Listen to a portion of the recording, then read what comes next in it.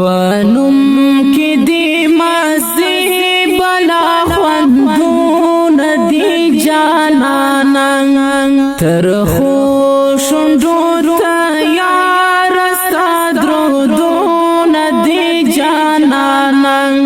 ترخو شندو تیار استادرو دون دی جانانا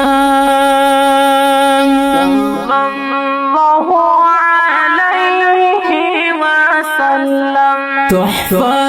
چې دا درودونه پاک الله ته ورلېږم تحفه چې دا